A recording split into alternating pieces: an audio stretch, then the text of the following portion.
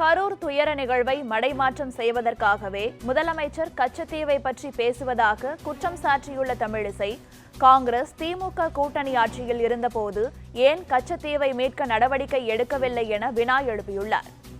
இன்னைக்கு கரூர் விஷயத்தை முற்றிலுமாக மடைமாற்றம் செய்வதற்காக ராமநாதபுரத்தில் சென்று அப்படி பேசுகிறார்.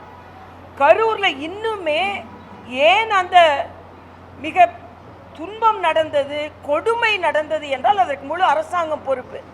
அரசாங்கம் எந்த வகையில் அனுமதி கொடுக்க வேண்டுமோ அந்த வகையில் கொடுக்கல. இது அரசாங்கம் எதிர்க்கட்சிகளை அவங்க ஒரு நிகழ்ச்சி நடத்தணும்னாலே கடைசி நிமிஷம் வரைக்கும் அவங்கள தொந்தரவுக்குள்ளாக்கி 10 மணி வரைக்கும் எங்கே நிற்கிறது, எங்கே போகிறது, எந்த இடம் இன்னும் சொல்லாமல் அவங்களை பிரச்சனைக்குள்ளாக்கி ஒரு நிகழ்ச்சியை நடத்த விடாமல் பண்ணுறதுல திராவிட முன்னேற்ற கழக மாடல், திராவிட மாடல் இன்று திமுக மாடல், திராவிட மாடல் இன்று செயலாற்றி கொண்டிருக்கிறது. ஆனால் இன்றைக்கி அதையெல்லாம் மறைத்து விட்டு ராமநாதபுரத்தில் போய் கச்சத்தீவு பிரச்சனையை அவர் எடுத்து கொண்டிருக்கிறார். கச்சத்தீவு மறுபடி கேட்குற முதல் கேள்வி, கச்சத்தீவு எப்போ கொடுக்கப்பட்டது?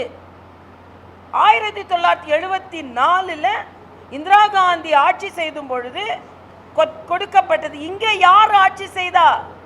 இங்கே ஆட்சி செய்தது திமுக, ஸ்டாலினின் தந்தை கலைஞர் அவர்கள். அப்போ ஏன் கொடுத்தீங்கன்னு கேட்டிங்களா? கேட்கல. ஏன்னா அவங்க மேலே ஊழல் குற்றச்சாட்டு இருந்தது. அதை பற்றி ஒரு பேச்சு கூட கிடையாது. ஆனால் இன்று கச்சத்தீவை நீங்கள் யூபி அரசாங்கத்தில் இருந்தீங்களே, 5 அமைச்சர்கள் இருந்தாங்களே, அப்போ கச்சத்தீவை பற்றி பேசுனீங்களா?